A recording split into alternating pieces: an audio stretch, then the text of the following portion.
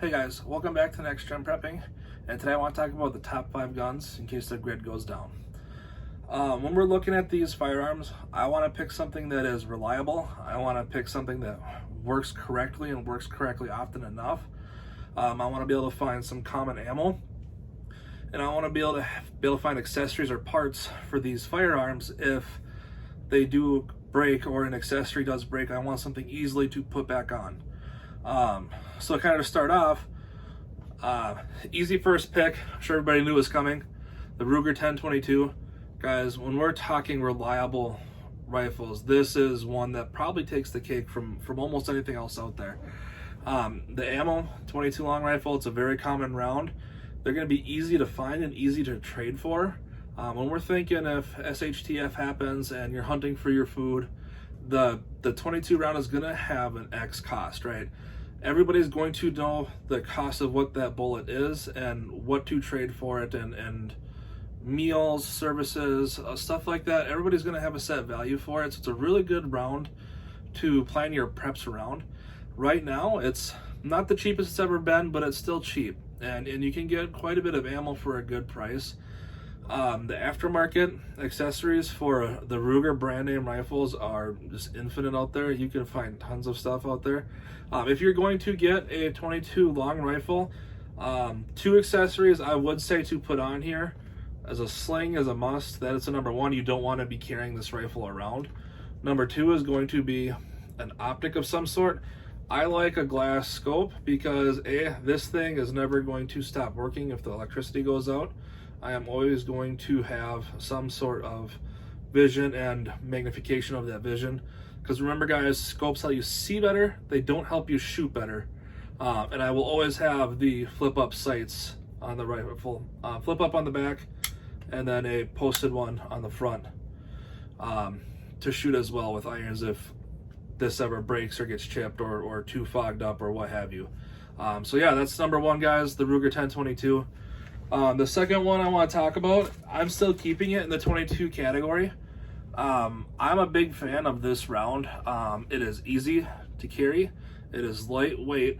It is a good round for somebody that maybe their first time shooting, or for somebody who might be disabled or just does not enjoy shooting. There are a few out there that want a gun to protect themselves. They want a gun to hunt with, but they also don't like the power of the 9mm or 45s, or the AR-15s are too big for them. We want to make sure that we have something in our preps to keep those people engaged, to keep bringing them to the range, because if they're a part of our community, we care about them, we want them to be able to know how to use a firearm in case they ever have to use one. So a 22, mine is going to be the Taurus TX22. I personally love this thing. I use this gun weekly. I go through 50 rounds a week in this. I more or less to check my marksmanship rather than dry fire. I think this is a good round. This is a good gun. This is going to be a nice one to have. You can have a little holster for it, and you can go hunting in the woods. And if you have a little rabbit or a little squirrel, some small birds, you should be able to take those out with this little rifle, this little pistol here. And again, it's using the same ammo platform as the 1022, so you guys will have, you know, a cross path of ammo and be able to use 2 different firearms with just prepping one type of ammo. Going farther into this, we want to also prep for something that danger or hunting bigger game. If you're in a community, you may need to take down bigger game. One I want to recommend is going to be a fighting rifle. Guys, I think nothing's going to be better than a 16-inch AR platform, collapsible stock. Optics, I like the Vortex and I like Hollow Suns. On them, the Hollow Sun you can actually get with a little solar panel on top and get like 40,000 hours of battery life. Guys, you buy a couple of those flat button cell batteries and they're going to last you forever. When we're talking AR-15, 5.56, that should be no surprise, 223. 2 types of calibers of ammo for the gun. They're basically the same thing.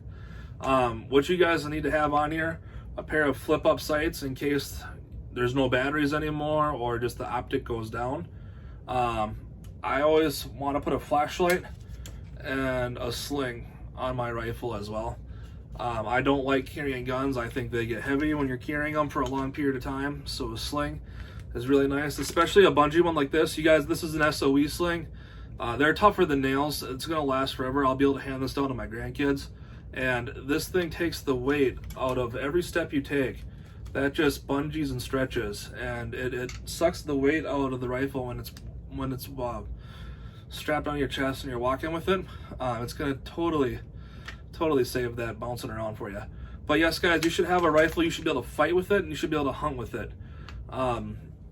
Light, sling, optic, backup sights. You guys don't need to do anything else with it, just that. When you are putting your sights on, make sure you are putting it on with Loctite.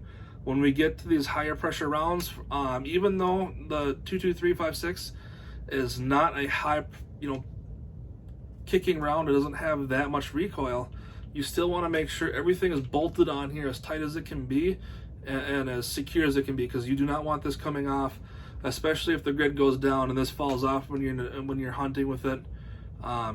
It's in the woods, it's in a pile of leaves, you're not going to find it, guys. So make sure you bolt that on as tight as you can with some Loctite. Following the rifle, I do believe that you should have a pistol you should be able to fight with. I recommend the Glock 19. I think it's probably the good crossbreed between a conceal and carry gun and a combat pistol. I'm a big dude and I can get all my fingers on the gun. The only thing I would say you could probably do to upgrade the gun is a pair of night sights on it. I like the XS big dot sights. It lets me see everything. And the dots, they glow. It's like a glowing golf ball when you're looking at it. The reason I say the 19 is you're going to have common 9mm. 9mm is going to be common ammo. You're going to be able to use the Glock 19 magazines for it. You'll also be able to use the Glock 17 magazines for it. I think that's a good combo to have in case it ever goes down. If you don't want the Glock 19 and you want something on a duty belt, I would say go with Glock 17.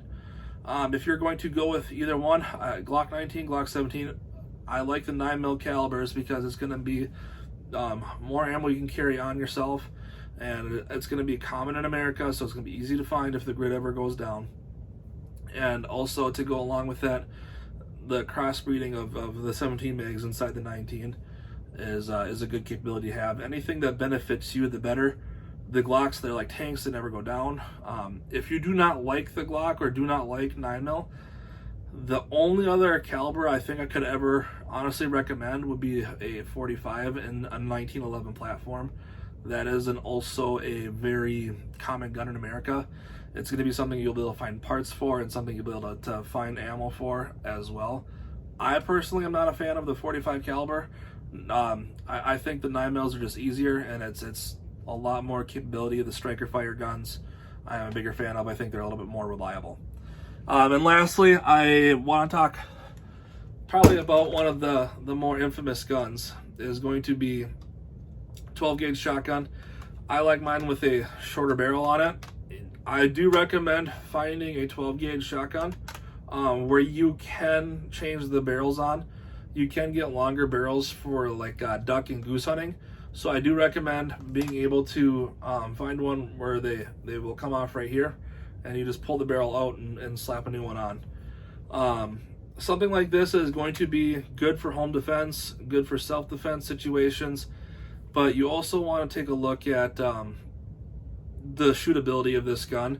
You can't fit too much ammo in here. With extensions and different tubes, you might be able to find 7 rounds as a common carrying, and I don't think that's enough to defend yourself in a bad situation.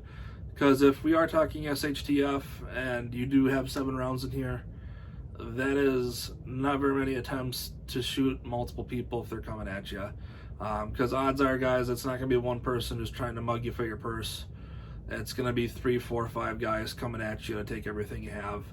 And I just don't think that this is not a bad option, but I don't think that's going to do enough.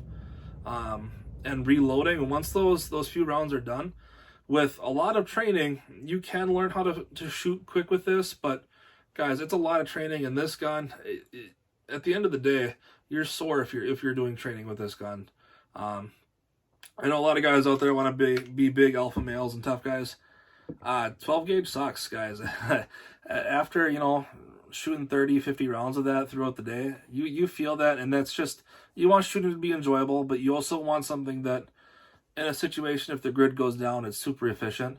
I think the 12 gauge is more than capable of taking down any game where I live. I wouldn't hesitate if I have to shoot something once or twice. I know it's down. It's a good gun. You can get multiple rounds of ammo for it, so you can get buckshot for it, you can get birdshot for it, you can get slugs.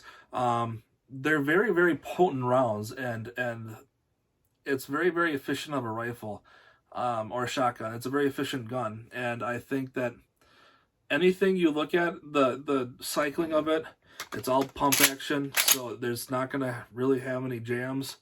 I haven't seen anything jam that's not caused by a human being. But yeah, good pump action shotgun is a good deal to have for prepping. If you guys have any other questions, if you guys want to tell me I'm wrong, maybe you guys can tell me what I want to change. Go ahead and comment for me. But please subscribe and just leave a comment saying you subscribed. We'll see you guys. Thank you.